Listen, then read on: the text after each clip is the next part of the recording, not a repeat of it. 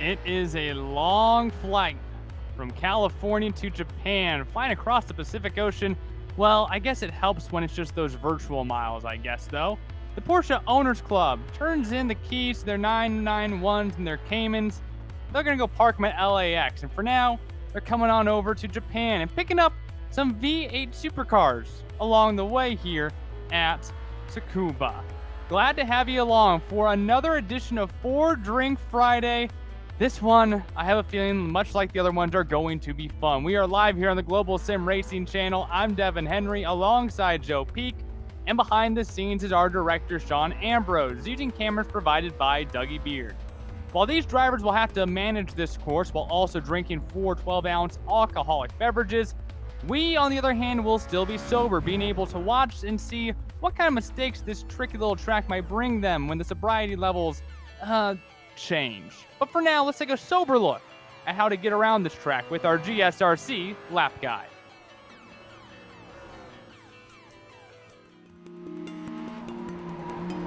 Welcome to Tsukuba Circuit.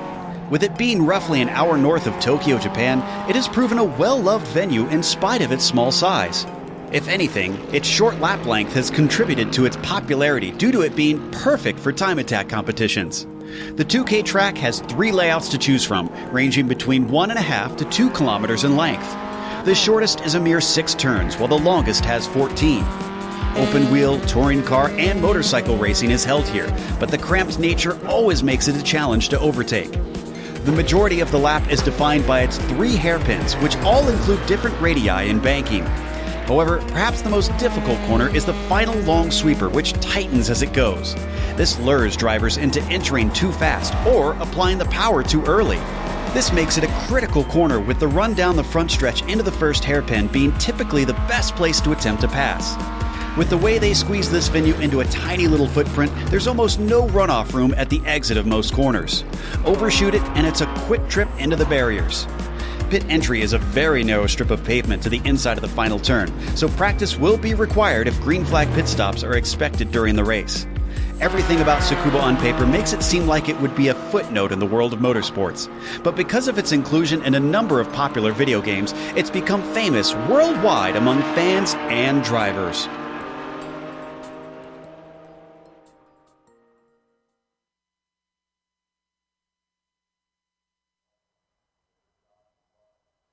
Well, you hear Joe Peak there bringing you around this 2-kilometer track. And tonight, this is a track that is free, so a lot of drivers do have experience here, although it does take a lot of place when it comes to Week 13 madness and whatnot. But Joe, tell us just a little bit more about what we have in store for this track tonight on 4 Drink Friday. Sure thing. Well, this track says it's 12 turns, but if you're counting them in maybe a more typical way, it's a lot fewer than that. All the hairpins are considered 2 for some reason, so maybe they're taking inspiration from American oval racing. But really, the name of the game is the tight nature of this course. So between the hairpins and the lack of runoff, and honestly, it's a little bit narrow as well. The drivers aren't going to have much room to play with. So considering how powerful these cars are and how fast they can get and how heavy they are, this is pretty typical of the 4 Drink Friday to try and combine 2 things that really shouldn't go together. But, you know, sometimes you get those weird sandwiches that your friends love and they go, you should try this. It's great. And then you do and you go, you know what? You're not wrong. So let's see what today holds for us, Devin, because it should be some fun to watch at least. Yes, I've had the pleasure of, I believe, watching 3 4 Drink Fridays. And for those of you just joining us, it is called 4 Drink Friday for a reason. The primary rule here tonight is that every driver must consume 4 12-ounce alcoholic beverages between the green flag and the checkered flag. And there is no drinking and driving. Of course, we're not promoting that or anything like that. In fact, every single driver must come to a complete stop before consuming their beverage. It can be 1, it can be 4, however many they feel like. And then they go back along into the race. And Joe, we saw last time when these drivers were driving some NASCAR trucks, strategy played a huge role in that race when some drivers drank their 4 beverages at the beginning and other drivers waited until the very last lap, and that made for quite the finish.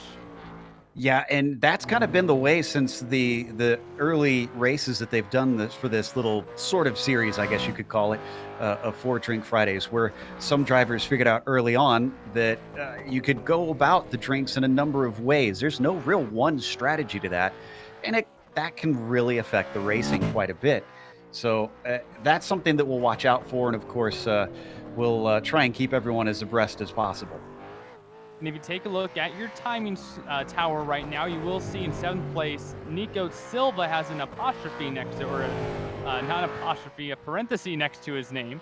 Also is Ron Palmer at the very bottom of the pylon. Now, those actually represent some designated drivers tonight. Now, those drivers have to go and make a certain amount of stop and goes on pit road. They will not be consuming alcoholic beverages. So I guess in theory, you would think that they'd be a little bit better off towards the end of the race.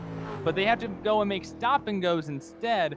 So even drivers who aren't consuming alcoholic beverages, they are still getting in their time's worth, if you will, when it comes to their pit stops. Of course, we do have to give a big thank you to those helping sponsor this club and letting them come broadcast here on GSRC. This is easily my favorite series that I typically see, and we got to give a big thank you out to them, like Sunset Mortgage. Don't put your money in the bank. Go out, be the bank. Check them out today at sunsetcash.net. And of course, probably the primary sponsor for this race is typically OCTAVIO Tequila. Celebrate now for a great tasting tequila. Go to OCTAVIOtequila.com and purchase today. And Century Financial Consultants, making the rest of your life the best of your life. You can check out their website at centuryretired.com. You sure you haven't had any drinks yet? Not yet. I'm not planning on drinking with these guys either. That's just me, I guess. But just imagine as these drivers go out. I mean, imagine that someone like this is just already at my intelligence level, and then they throw 4 alcoholic beverages into it, and we just have some craziness going on here. So this will be very interesting because, like you mentioned, Joe, with how heavy these cars are, we have seen multiple drivers already kind of losing the rear end going into the corners 100% sober. Yeah, and well, that's the funny thing is it's not just losing it going into it, because if anything, what I found is with the fixed setup they have on this car, it tends to want to understeer as you come into the corner, especially if you lock up those brakes. And then naturally, because they got so much oomph underneath them, it's oversteer on the exit that you'll want to worry about, just trying to get too greedy on that throttle. So considering the alcohol might change your discretion with that right foot, I expect, honestly, a lot of drivers to be swapping ends as they get on the loud pedal there.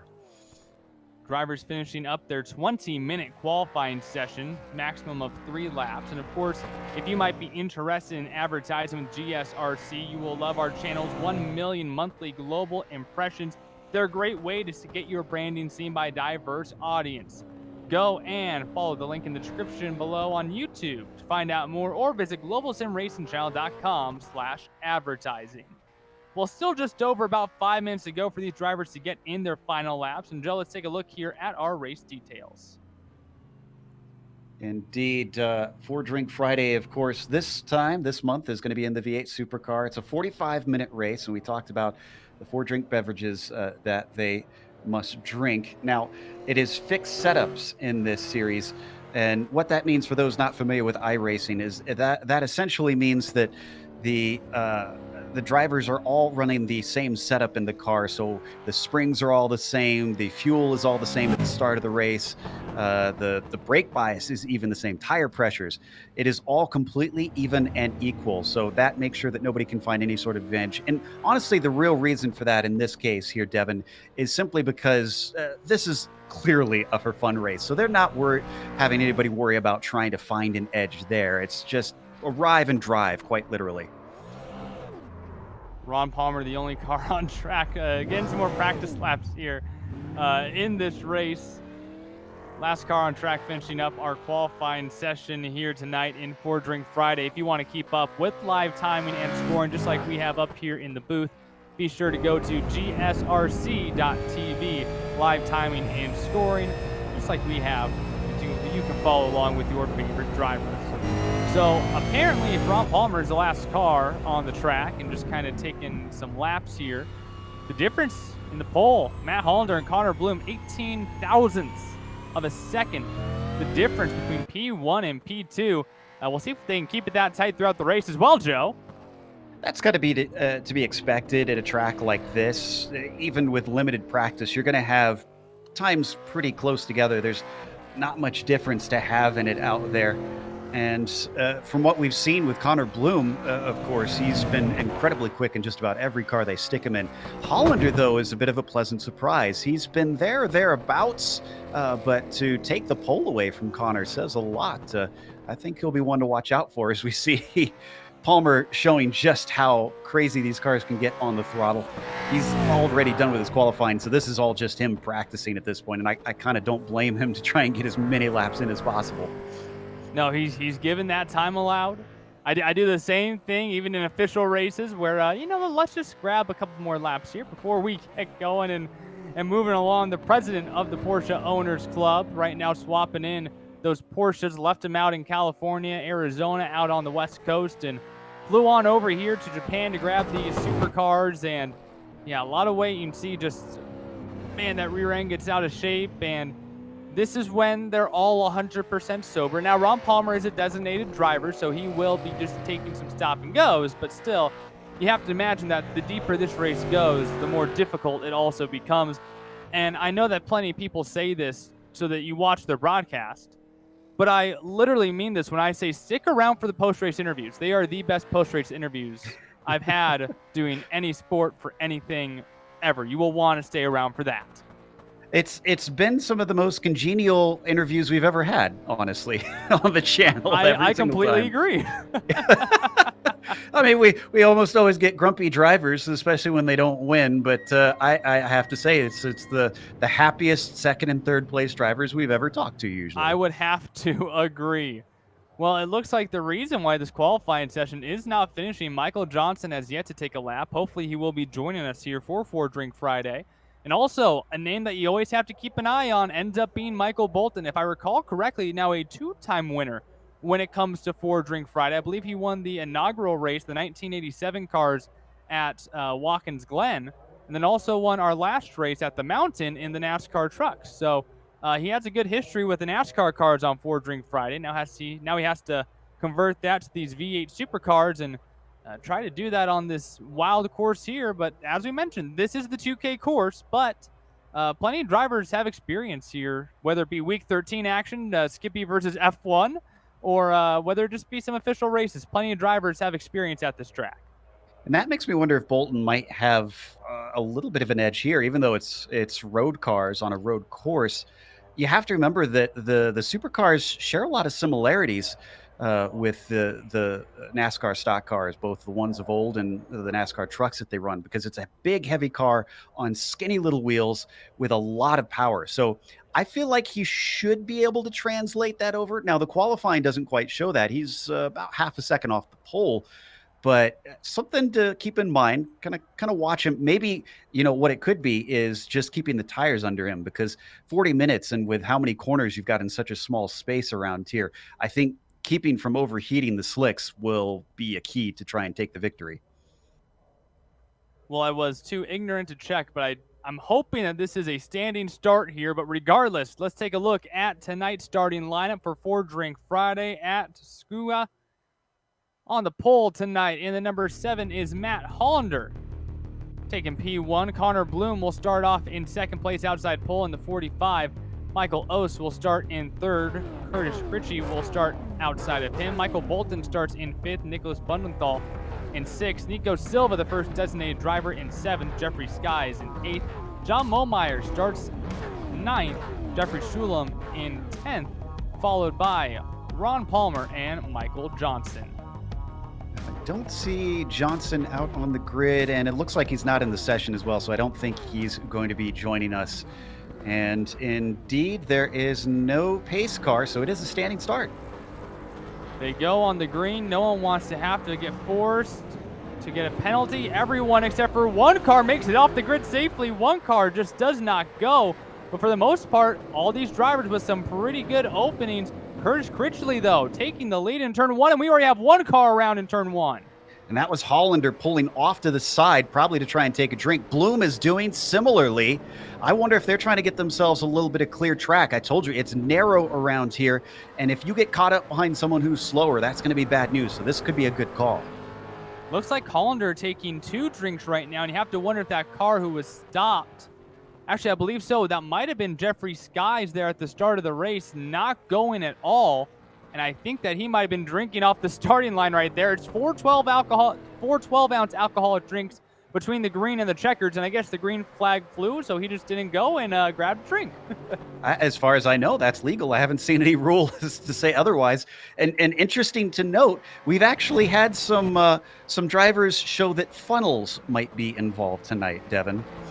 Whatever is the best way to bring down some OCTAVIO tequila. I don't know if the funnel is the best way for that, but nonetheless, Curtis Critchley currently leading the way over Michael Ost. Michael Bolton right now in third, and Nico Silva, one of the designated drivers, already completing stop and go number 1.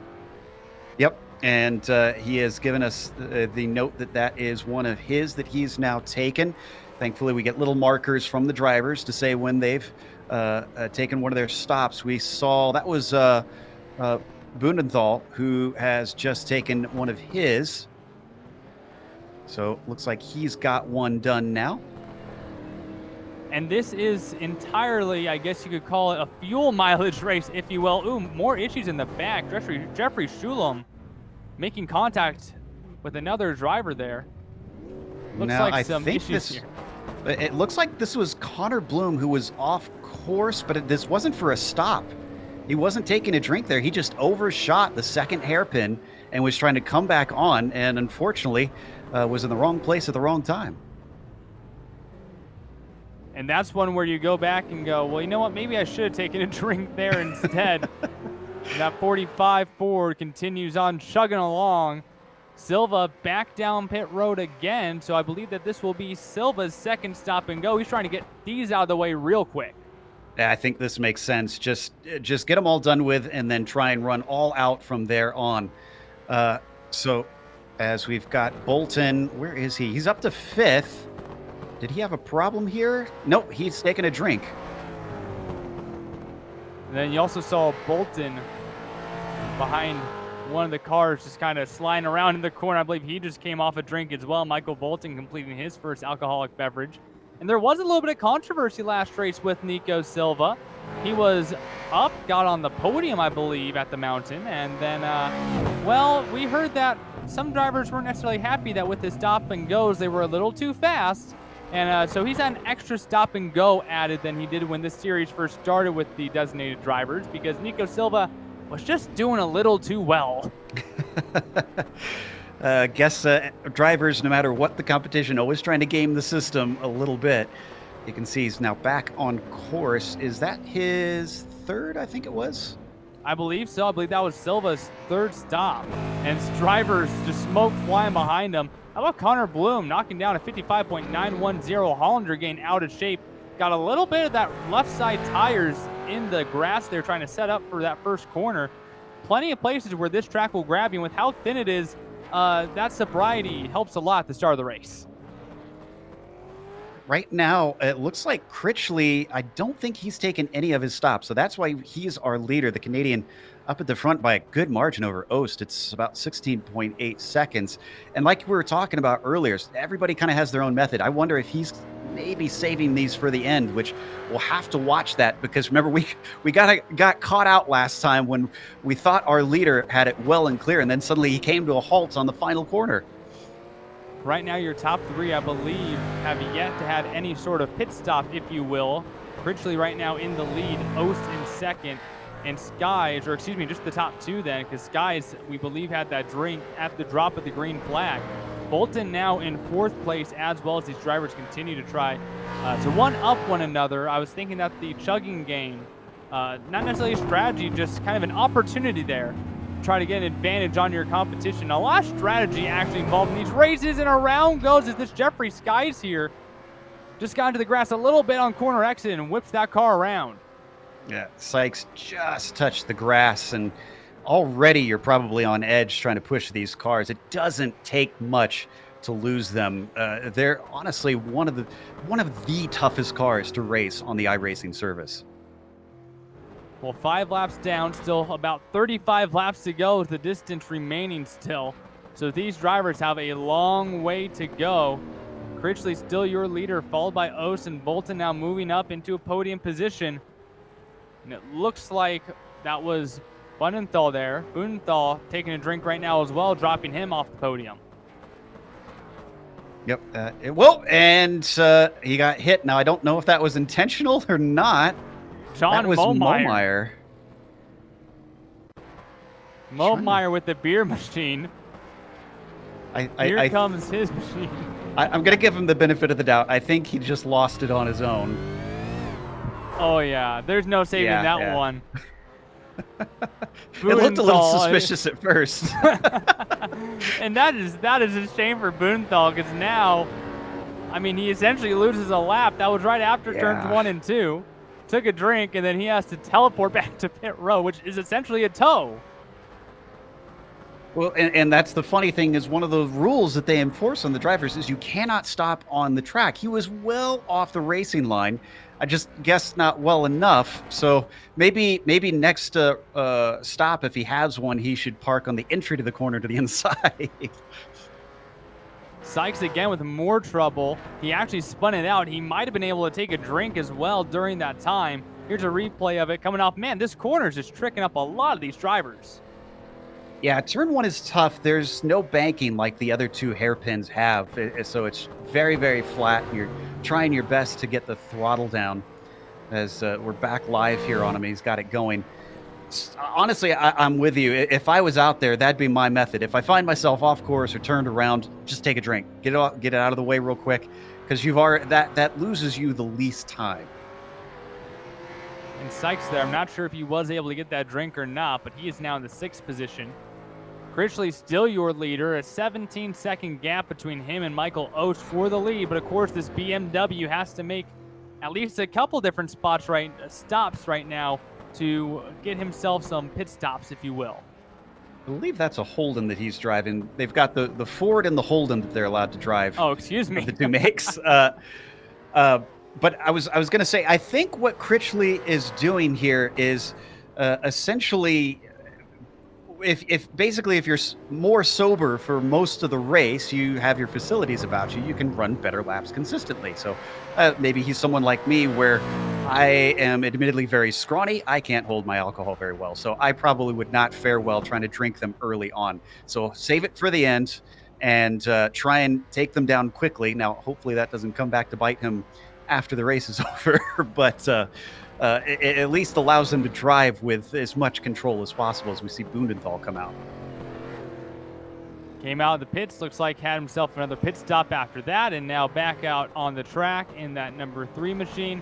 Not even 10 laps through so far. Only the top 5 remain on the lead lap, but that's because of Critchley's strategy right now to potentially go much later in his drinking endeavors. Although we just did not see that work last time in 4 Drink Friday. It ended up being too close, but that's because the leader caused too many mistakes, had too many self-errors. If you can keep the car straight, keep the tires under this car especially, then maybe that strategy has a chance of working. I think his biggest threat right now is Connor Bloom, because I believe we've had 1 from Connor Bloom. I see 1 in there. Yeah, he's done 1 so far. And he's about 38 seconds behind, which seems a little ways away, but Bloom is fast no matter what car you stick him in. So I feel like Critchley is probably going to be looking over his shoulder watching for this yellow and black machine to be coming up. And Bunenthal becomes our first driver to complete all 4 of his personal pit stops. Now back in 11th after having to be teleported after that drastic incident just past turn 2. So he is 2 laps down, but he is done with his necessary alcoholic beverages. I think I saw Sykes. It looks like it was another spin. Yeah, he did not take a drink. And once again, take a guess where it happened. Exited turn 2 out of the first hairpin. And you can see so many of these drivers. You see the tire smoke coming off of them. Is that them locking up the brakes, or are these cars getting that sideways as well? It's so easy to lock up the brakes on this baseline setup.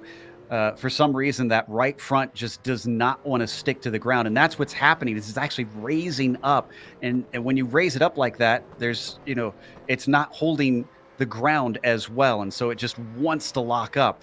That's why you always want the car to be as planted as possible, all four wheels to be there, because it'll help you turn in, and that's also why you see them. Well, as Sykes has another little hit there. Why you see them understeer off into the barriers when they lock the brakes.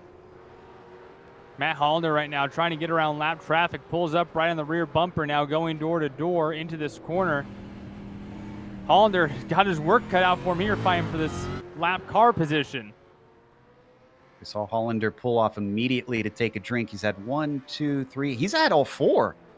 So Hollander is also a bit of a threat here. He's about 10 seconds behind Bloom, sitting in 4th, as that wasn't for position that he just went by. That was a lapped car of Bundenthal. And I believe Kreitzler just put in the chat that he's pitting in. I assume that means that he is about to take his first drink. I'm not sure if that's the way you do it or not, but no, he is going into the pits. A little bit of trouble there on pit road. This is one of the most difficult pit entries. It is so... Look at how thin it is. This is already a wide car. Look at that. It's barely wide enough for the car, and he just put a wheel in the grass. You're already trying to go as fast as you can, yeah. Minimal error there, but still ends up spinning it out. I'm not sure if he is a designated driver. It doesn't say so on his name, but went into pit road. That's not a requirement when you take a drink, but now Critchley only back to second. Ost here with about a 2-second lead. It's not that large. I'll have to double check. I thought that they didn't need pit stops for this one, but it could be the case. Maybe it's simply something where he didn't fuel it up and thought that a lighter car would be a little bit easier, a little bit quicker. Well, Michael Ost now your leader. Kreitzley in second. Connor Bloom, though, still in third, and he has been knocking off some tremendous lap times. Meanwhile, you still look at your leader here in the Jim Beam machine, not Octavio Tequila, apparently. But nonetheless, Michael Ost, your leader, coming down the front straightaway once again, completing lap number 13. Still not quite halfway yet. Which is why it surprises me. We've got a couple drivers that are already done with their drinks. This is a good chunk of the race left to go.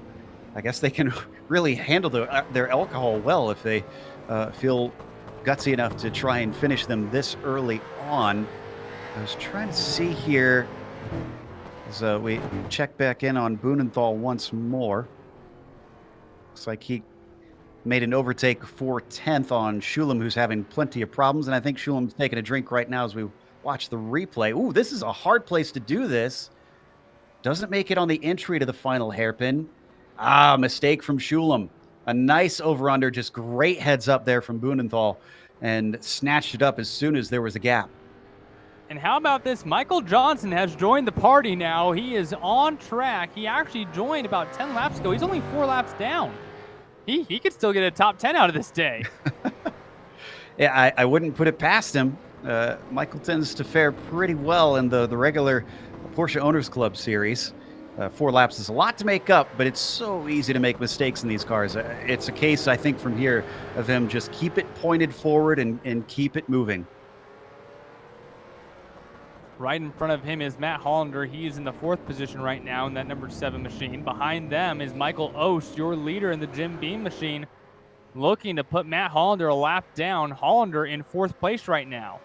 The interesting to note that the 54 is only 2.5 seconds back from Ost, so he didn't lose a whole lot of time there.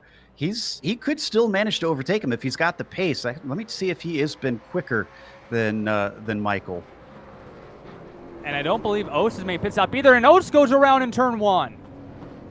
Almost goes around, he catches it, and this is what I was talking about. He could manage to overtake him.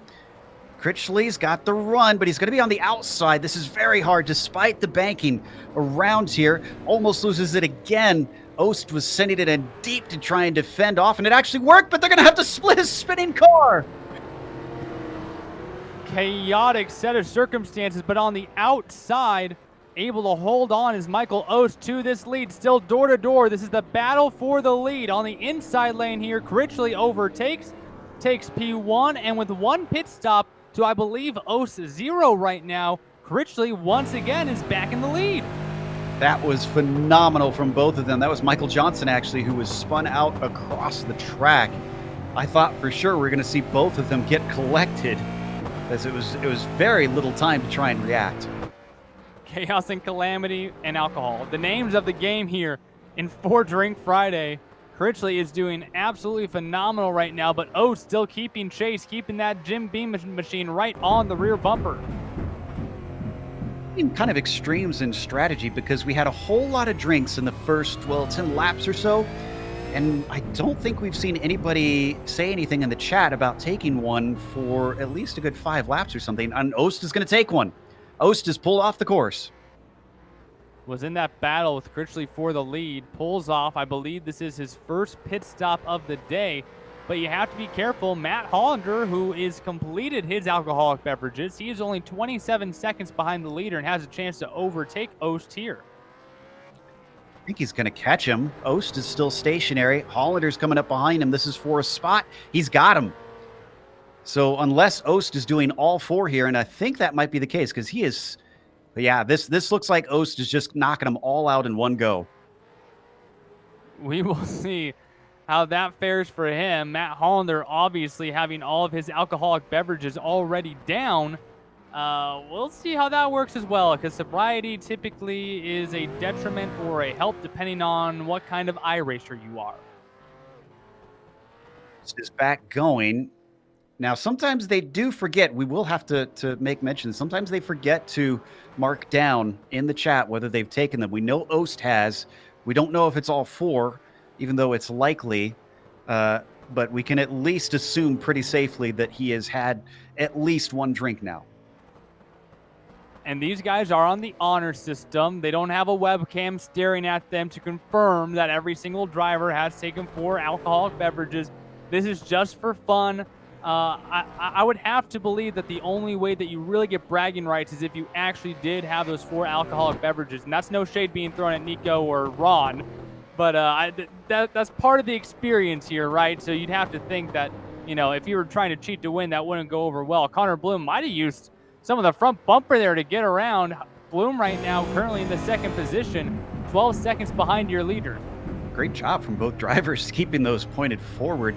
And I give the group a lot of credit on being inclusive here. That guys like Nico and Palmer are able to participate, because if it is just for fun, some people don't necessarily need alcohol to have fun. And I'm glad to see guys like Nico get to try and race and see how they fare.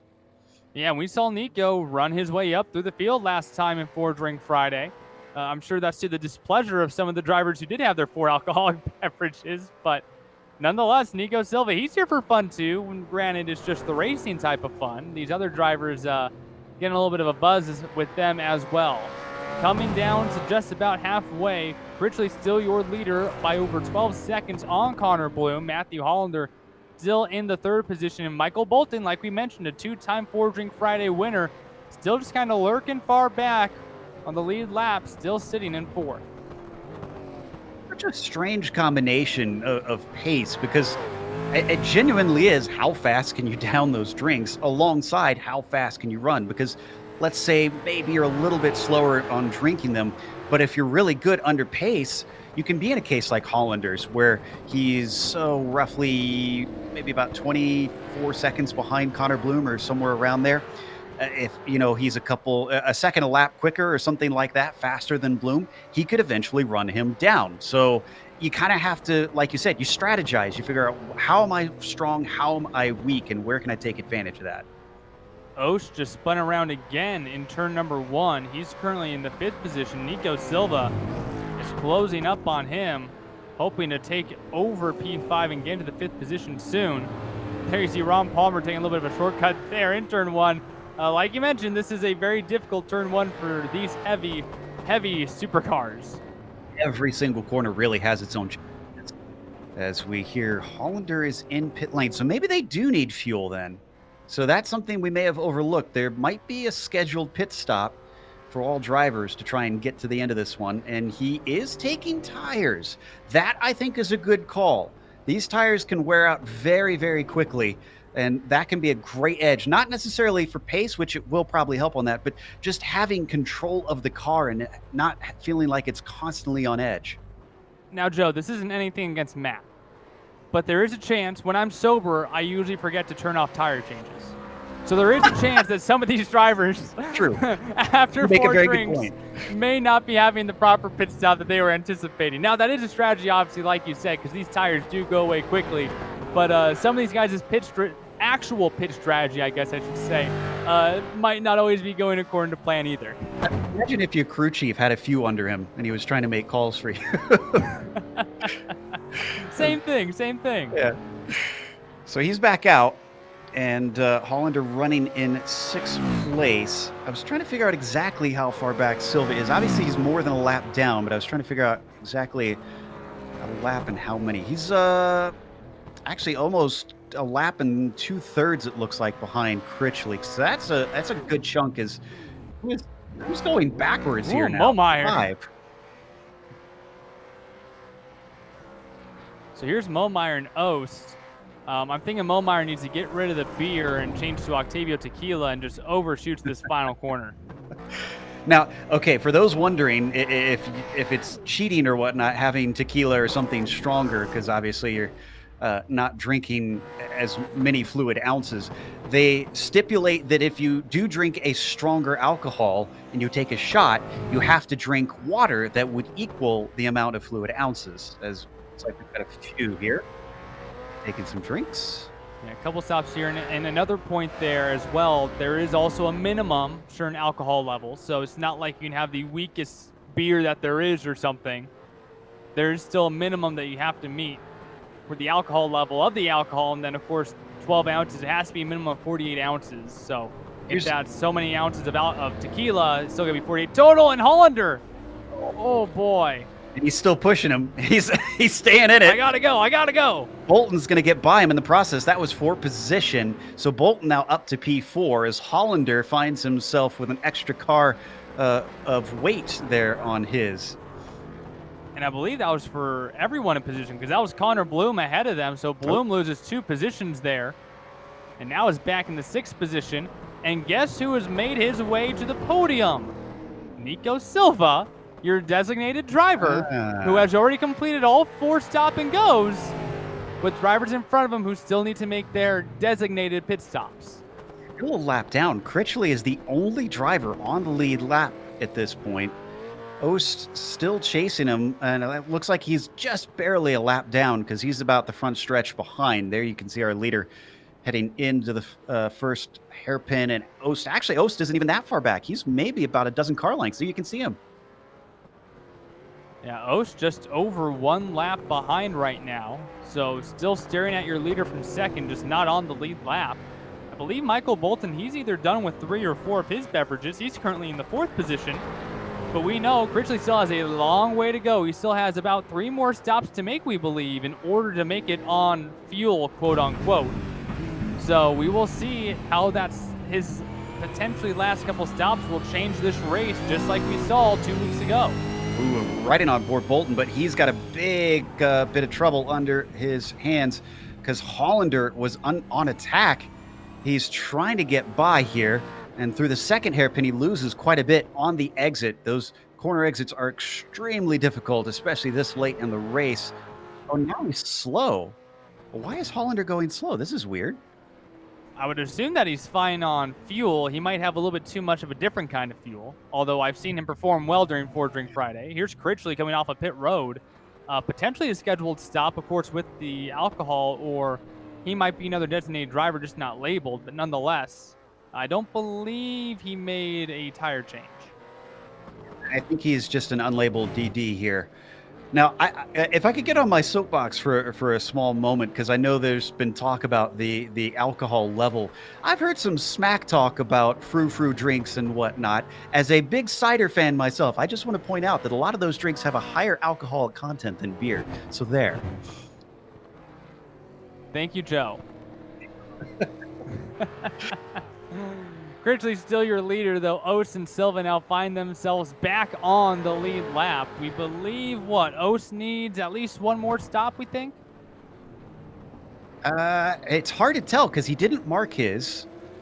And That's correct. yeah, so we don't know how many he took. It looked like a long stop. I think it's safe to say, I think at least 2 or 3, maybe all 4 in that stop. I'm not sure. Hollander still trying to run down Michael Bolton. Ooh, Critchley's in Tight again. one here. Critchley back on pit road. And this back on the lead lap with that. Yeah, this is going to tighten things up a little bit. Critchley gave Ost and Silva the ability to get back on the lead lap last stop, and now again on pit road for another stop and go. And this is number 3, just one more remaining, and still has a fairly large lead over Michael Ost and the rest of the field. I think that's catching up now. The timing and scoring should correct because Critchley's left the pit stall and Ost has gone out past the pits. Yeah, there we go. Okay, it's 12 seconds now. Now that is close enough that Ost should jump him if Critchley needs to make one more stop. And we believe he does, so we will see how the strategy works for Critchley. 16 seconds back, 51 seconds back from the leader is the only driver who we know is good to go. It's Michael Ost. Was that a stop and drink and fat? What happened there? He just stopped and went. And there's a major crash on the last corner as well. 4 drivers all in a tangle right now, including Matt Hollander. Yeah, I'm trying to figure out how this started. Okay, there was someone off track, and that was Ron Palmer, who was trying to come back on. Again, sometimes your discretion is altered by the alcohol, so he probably was not watching his F3 box, and you could see the results that caused. Oh, Ost with another stop. Okay, this answers our question. We weren't sure if Ost had taken all of his, and he has not. And I think that there might be some unhappy campers after this race because Nico Silva has now moved into the second position as a designated driver. Just a little over 10 more laps to go here, and we are starting to see pit strategy start to play out as the rotation is starting to come to a close here. We're getting closer and closer to seeing exactly how everyone's strategy worked out. It has been pointed out to me that Ron Palmer is not one of our drinking drivers, so he doesn't have an excuse on why he pulled onto the track. He might just have F1 on his screen instead of F3, potentially. Well, I mean, he is in California. There could be other substances involved, so. Okay, Critchley on pit road for the final time, we believe. He is. Now, where is Silva? Silva's on the backstretch right now, but Critchley's out, and he's got a good gap, but can he keep the pace over Nico? So Critchley and Silva, both of them designated drivers. Meanwhile, a battle here. Bolton and Hollander going at it. Also, Nico Silva is on pit road as well. I have bad news, too. Nico did not enter in the way that you're supposed to. He came into the pits after that pit lane, and I believe that'll give you a penalty if you do that.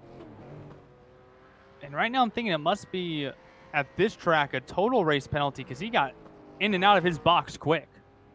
Yeah, maybe he missed. No, he didn't miss his stall because he was up at the very front. I'm not sure what that was for, to be honest. Well, we will see how that plays out. Critchley still your leader over Silva by nearly 30 seconds now, and we head back to this battle here. Hollander moving into 4th, Bolton behind him in 5th, and you do see Michael Johnson, who started this race 4 laps down, is now only, well, actually, excuse me, he's still 4 laps down, but has moved into the top 10. Yep. We watch Bolton.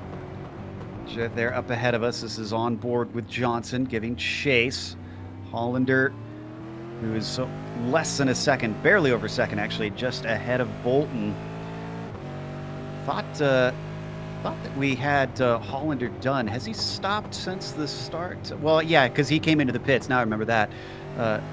So we think for fuel and tires. It's about Whoa. Bolton gets absolutely trained by Michael Johnson. Thank goodness damage is off in For Drink Friday, because otherwise we just have 2 cars in a wad. Watch on board here from Michael Johnson coming off this final corner. Tries to pick the lane. Oh, yeah, it's hard to change direction on these cars. Well, once again, Just keep your foot in the throttle. Damage off, well, actually, even when damage is on, that's my philosophy in plate racing. But nonetheless, Johnson still in 10th. Critchley still your leader. 28-second gap between him and Nico Silva, 2 designated drivers. Connor Bloom, your first drinker, in 3rd. Matt Hollander in 4th, and Michael Ose in 5th. Could come down to the wire. 28, 29 seconds. So drivers will certainly be on their game for these last few laps, whatever game they have beneath them still. Wow, Matt Hollander running the fastest lap of the race on lap number 29. And after, of course, 4 alcoholic beverages as well. So that is extremely impressive. That's what amazes me is the concentration these drivers are able to retain with the circumstances that they've got.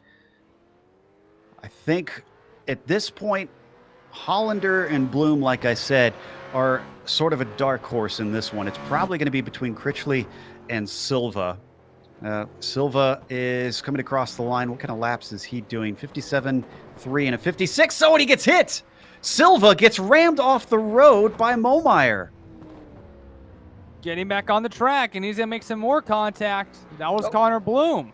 Well, Bloom now into 2nd. If you believe in racing karma, Momeyer got hit by another car, and he's now on his lid, so he will have to take a tow. Things are getting wild here, and oh my goodness. That car could have been stuck in the wall there, but thankfully able to keep on going, and then there goes the battering ram. That's justice served very swiftly from Momeyer. And he's still on he's hoping that someone's just going to tip him over real nice. Please. Well, let's see how this plays out. He's on the gas. The car continues to rock a little bit, moving that right rear out to the bump. Here comes 2 cars. Will he get any help? Nah. Nope. No sympathy apparently out there. Oh, and Silva's in the pits yet again. So Silva we thought was fine, and I do believe he's not going into his pit stall. He's making stop and goes outside of it, so that might be how he didn't have to worry about that black flag. So there's a stop and go there. I guess that's what I grew up being told. That's called a California stop sign. And since these guys are West Coast, I guess that makes sense. Oh my goodness! Trying to get Momeyer over. Momeyer, yeah, still trying to get over. Michael Johnson was trying to help. I think he has now lost interest and moved on.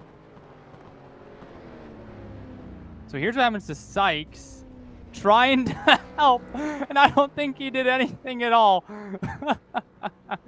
No. Remember, this is just a for fun race, and that didn't help, I guess. And you see Nico Silva driving through that, going, please, please don't. Or excuse me, that was Michael Ose in 5th, just saying, please don't hit me right now. I'm trying to win this race still. This promotes Bloom up into 2nd place, but he's still over 30 seconds behind. Someone's finally done it. There we go. How about that? Boonthal able to help him out a little bit there, although it might have been quicker to tow. Yeah, I'd say so in this case, but it gave us some entertainment at the least. Now, these drivers certainly entertaining after their 12-ounce alcoholic beverages, a 4-pack, if you will. Critchley still your leader. It's a 31-second gap now between him and Connor Bloom. Matt Hollander only about 2.5 seconds behind Bloom for 2nd, though. But these drivers still going, 6 laps to go. Do want to make another note, though, guys. Of course, in no way, shape, or form are we encouraging you to drink and drive. Of course, this is in the virtual world. Please do not go out, risk your life or someone else's life. Don't do it. I mean, not even on iRacing, because you know in official races, people are going to be mad about it. So just don't do it. Only in a league where it's designated. Small idea. I wonder if we, instead of a drinking game for the audience, maybe we could have a donation game or something to give to your no drinking and driving organization of your choice whenever something happens. Maybe whenever a car goes on its lid. I think that would be incredible. Maybe one of the sponsors can help out. Critchley here on pit road entrance. This might shake things up. Hey, he's learned his lesson. He was nice and steady in there. Bloom is currently coming up to the final hairpin. Now, this will depend on how long Curtis stays in his pit stall. Because if it's very quick, then Bloom won't be able to get him. But if it's a while and it's quick, he's in and out, and Bloom is not anywhere near. We'll see exactly where this all cycles out. Chrysler might be done. Still 5 laps to go in this race. Bloom, Hollander, Silva, and Ost, the remaining top 5. And actually, Hollander's caught up to Bloom. So he's about 2 seconds back. That battle for second is still on. It's 12.6 between Curtis and Connor. And with only 5 laps left, unless Curtis runs into some trouble, I don't think he's going to be caught. Now, as we've seen, it can be easier to find trouble than normal here. So Chrysler is done. We only have one official drink for Bloom, though I believe that we have seen him pull off multiple times. So seems like Connor Bloom is done. And we do know Matt Hollander has completed his drinks as well. He is in the 3rd position, followed by Silva and Ost. But that 12 and a half second gap, Critchley is just really has left the field. And I think that this strategy, while it didn't work 2 weeks ago, it is working now. But these drivers still have a handful to take care of here on this track. In a sub 1 minute lap around here, I'm actually sort of impressed that they've still got 6 cars on the lead lap here at the end of the race. Last one is currently Michael Bolton, and he's only 38 seconds behind the leader, so he's not even close to going a lap down. Impressive. I do have to say that these drivers have put on a pretty impressive show. Bolton actually, I believe, just ran into some trouble. Michael Ost is in trouble right now. He was backing up the wrong direction. Go. And now it's collecting some other cars as well. Sykes, that was for position. So Sykes... No, Sykes is getting his lap back. Excuse me. Thought it was for 6, but he's still behind him. Blumenthal in his pits must be taking his last stop.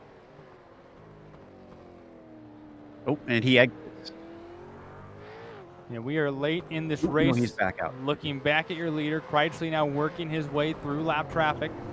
And yeah, that's a little tough, a little bit tough love. Oh! Traffic. Came back to bite him, though. Got a little rough. Bloom is gaining a lot of time now. Curtis is able to get it going. He's still got a bit of a gap, but it is significantly smaller. He's got to survive for 2 more laps, and it looks like 2.8 seconds. Boy, and Connor Bloom whipping that car off at the corner. He is giving it all that he has, only a 2.8 second gap. Critchley a little too aggressive through lap traffic, and now we got a race coming to 2 to go. Oh boy, and the 54 is hustling it now. You can see him sliding it off the final turn. He's leaving nothing on the table. You don't need those tires after these next 2 laps. Here's the gap. You can see it right there. While it has increased by about a tenth, it's still not much. The slightest slip up or just one less sober lap car could completely change the remaining part of this race. Bloom still trying to catch up. Hollander still 4 seconds behind Bloom in 3rd. The next car up to be lapped is Momeyer. Now, he caused a bit of an issue earlier, but I don't think he's close enough that Curtis will actually get to him. He's still just wheeling that thing. You could see it squirming off the final hairpin. And Bloom so far really hasn't gained much this lap. Maybe about a tenth or 2 once they get to the line, as Critchley kind of missed that final corner a little bit. Now making his way around lap traffic, and it looks like this time will be cleaner than last time, I should say. Final lap here, still trying to fight with that lap car in front of Connor Bloom to make sure he can bring home this victory. And here's wild. They were on a 40-minute time limit for this race. They just hit 40 minutes on this lap. Right around 1 minute lap times with some pit stops throughout the way. Bloom still trying to give everything that he can. Gained about another tenth, but still over 2.5 seconds behind Curtis Critchley. Trying to bring this home and take home a 4-Drink Friday win.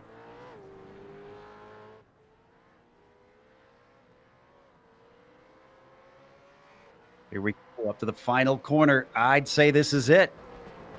Bloom won't have enough. Critchley takes it a little bit calmer through the final corner. 4-Drink Friday. Tonight in Japan, it is given to Curtis Critchley, taking the victory here on 4-Drink Friday. He's going to take second and gives him a little celebration hit. Hollander up to third. How about that? And Silva, well, they have nerfed him enough here because he's not going to win this one. In fact, he won't be on the podium with a fourth. So Silva has to settle for fourth. And we saw all the different strategies play out. And this time, saving it till the end a little bit, Critchley able to take the victory here at Tsukuba. Well, we will take a break as these drivers come across the line one final time. We will go through your final finishing order, and I implore you, please stick around for these interviews coming on up. Well, I guess we'll burn it down. It doesn't matter what position you were in. Go ahead, go burn it down here at Tsukuba.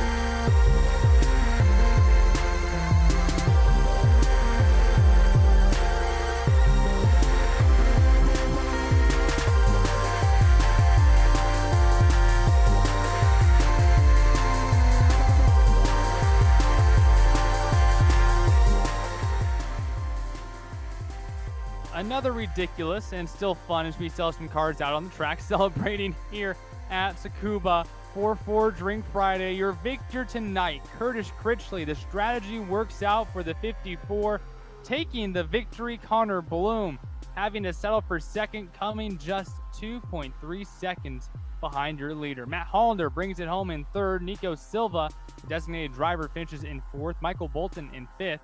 Michael Oss falls down to the sixth position. Jeffrey Sykes in seventh. Nicholas Budenthal finishes in eighth. Michael Johnson started the race in 12th, 4 laps down. He ends the race 4 laps down, but now up in ninth. John Momeyer rounds out your top 10, followed by Jeffrey Shulam and Ron Palmer.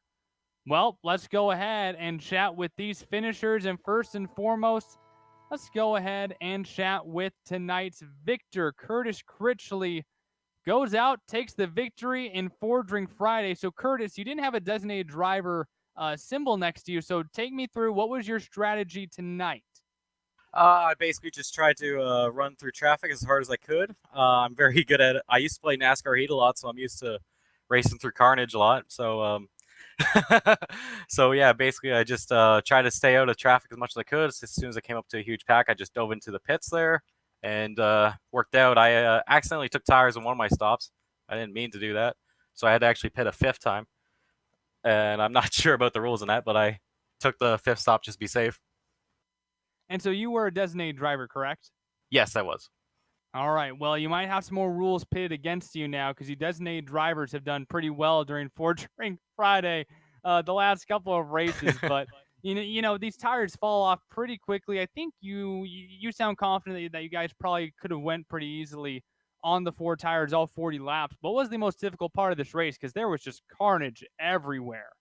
Oh, it was definitely carnage. If I got caught up in one wreck there, it would have been over because I got caught up in that one wreck in the last 5 laps there, and they were right on me. So if I got in one that was bigger, like I only slid there. So if I actually got wrecked out and had to hit it in reverse, I would have been done for. So you got the B Leaf livery on this car. What's going on with that? They're my sponsor there, Steven. Like to thank you a lot. Uh, Pavement Marking Motorsports, USA Raceway, Butt Kicker, PWRL. They all mean a lot to me, and they helped me get here. Well, Curtis, a big win here. Are you looking forward to maybe participating in some more of these soon? Oh yeah, this was totally fun. I just love the idea of taking the wacky cars to wacky tracks. Well, Curtis, congratulations. You go down in the historic book of 4 Drink Friday winners for the Porsche Owners Club. Curtis, congrats. Awesome, thank you, man. Curtis Critchley taking the victory here at Tsukuba. Let's go ahead and talk to your second place finisher. Joe's caught up with Connor Bloom. Connor, congratulations on second. Now, I noticed that you kind of had basically an evenly split strategy. You stopped on the first lap and then just about halfway through.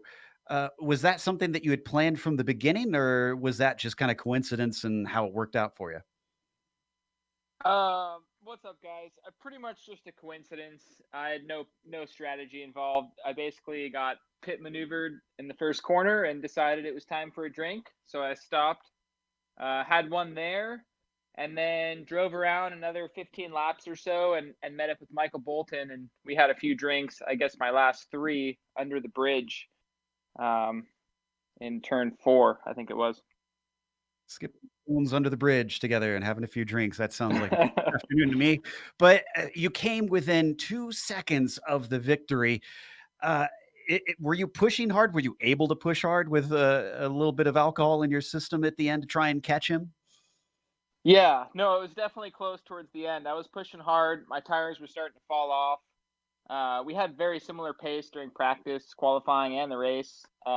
Just didn't quite have enough for him at the end. Maybe another 2 or 3 laps would have done it. But shout out to Curtis, great driving.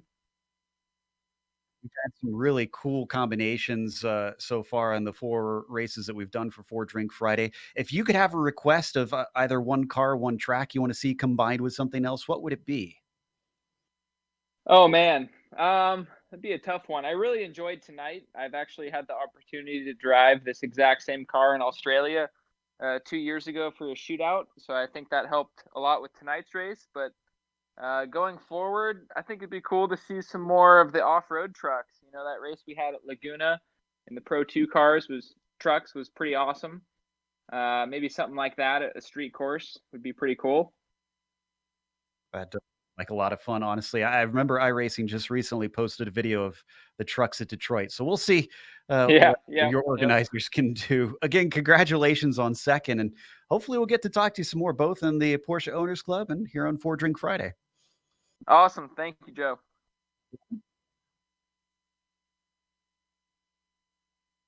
That is Connor Bloom, your second place finisher tonight. Now we catch up with Matt Hollander coming home in the 3rd position. Matt, it's 4 Drink Friday. Does everything you thought it would be? I mean, it's a good thing you guys have damage off. Yeah, it was probably a good idea that we had the damage off. I mean, after a little incident with Connor at the beginning there, it was kind of time for payback, if you know what I mean. It sounds like it, man. So take me through this race. What was the strategy or the most difficult part to try to figure out to keep yourself up on the podium? Well, I think the biggest thing with these cars is with so much horsepower, you really had to either scale back the throttle or, take the pit like I did. I found that the pace was still decent, but making that pit stop really, really helped, taking some tires and stuff, and actually let me be in contention for, a podium there. So that was helpful. Well, another fun night here on 4 Drink Friday. Who do you have to thank for bringing it up on the podium and having another fun Friday night? Well, of course, I want to thank my sponsors, Century Financial Consultants, the Speed Gallery, and a big shout out to my family. for continuing to let me do this. My sister Ann and Paul, actually, her boyfriend came over tonight to root this one on, so that was kind of special. So good times, guys. Thanks for hosting this. And a big shout out to the Porsche Owners Club for allowing us to have a fun Friday night. Yeah, sounds like maybe an after party as well if you got the whole gang there at home. Congrats on third and enjoy the after party. That's the plan. Well, that sounds good. You already got pregame all figured out. So enjoy the rest of the night, man. Congrats on third. Thanks, guys. We'll now hand it on over to fourth place finisher Nico Silva. He is with Joe Peak. Nico, not quite on the podium this time, and they're pushing hard to try and keep you away from that, giving you all kinds of new stuff to do. How did you feel coming into this one? Did you think fourth was about the best you could do? Because you were up at the front, or it could have up at the front. Yeah, I did okay with in some practice. This is the first time I was able to get a little bit of practice before the race, but I just came in and straight into qualifying, put down 3 laps. It wasn't the best qualifying, especially with the pace that I was able to get. And I was throwing a lot of curveballs, and I had to do 4 stop and goes. And in my first stop and go, I actually sped into the pits, so I had to do a 40-second stop. And then at least I didn't have to do a pit stop. But and then I got that, and I actually got a bounty on my. They put a bounty on me where Momar took me out into turn 1. I can't remember what lap it was, but towards the end of the race too. So if it wasn't for those 2 things, I could have maybe fought for a win, for sure a podium. But it was still lots of fun, having fun with friends and just shit. Well, sorry for my language, but just talking, just messing around with friends. Of course. And speaking of that moment with Momar, I don't know if you saw, but it seemed the racing gods executed swift justice on him after that.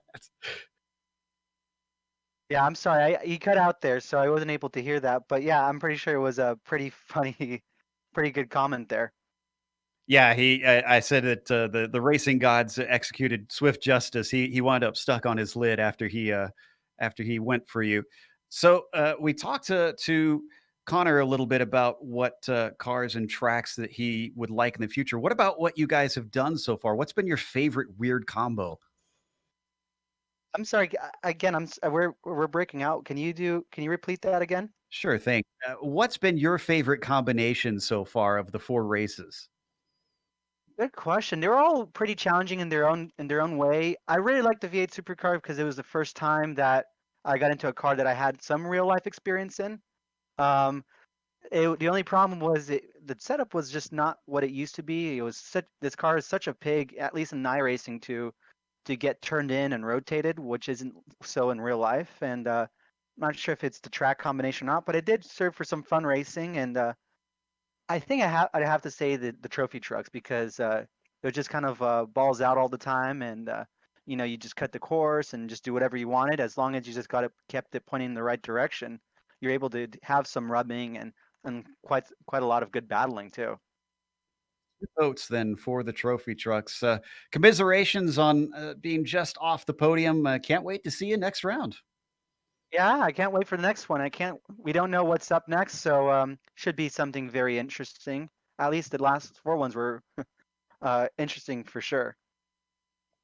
Absolute blast covering them. Devin, that was Nico Silva, 4th place today. Another fun 4-drink Friday. Joe, we've been able to watch most of these, and they have been very, very fun regardless of the combo that they figure out. And, of course, always looking forward to the next one after a fun night here at Tsukuba. So, yeah, Joe, we'll see what they come up with next, because they've been pretty creative so far. Yeah, and I've always been a fan of these odd combinations, because to be honest, after, let's see, we're close to 8 years of broadcasting, we've seen some of the same things together a lot over and over, and it's just refreshing getting to see something you've never seen before, which is hard to do after how many broadcasts we've done. And I'm sure that they will try to make sure that they give GSRC some more of those. Well, a big thank you to the sponsors who allow the Porsche Owners Club to have some fun races like this. They include Sunset Mortgage, OCTAVIO Tequila, and Century Financial Consultants. And of course, a big thank you to the organizer, the Porsche Owners Club. And also thank you to the companies that provide the software and the hardware for our broadcast listed here on your screen. And an additional thanks to June Lalonde, who provides our wonderful music. See the screen for how to get a hold of more of her great work. And thanks to the team today, Joe Peak and Sean Ambrose. If you would like to find out more about GSRC, including upcoming races, you can find that at globalsimracingchannel.com. Or you can check out our social media on Twitter at GSR Channel, on Facebook at Global Sim Racing Channel, and Instagram at GSRC_Graham. And if you would like to support the channel, go check out our merchandise store at gsrc.storenvy.com. The link is in the description below. Don't forget to head on over to our YouTube page and go hit that big red subscribe button so you never miss a moment here on the Global Sim Racing Channel.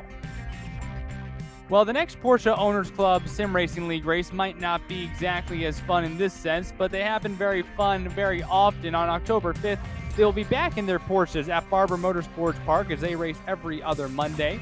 We also have many other upcoming races as well, and for other series, they're listed right here on your screen. So if you like those, go ahead, check them out, mark them down on your calendar, and we will see you there. And until next time, race clean, race hard, and we'll see you on the track.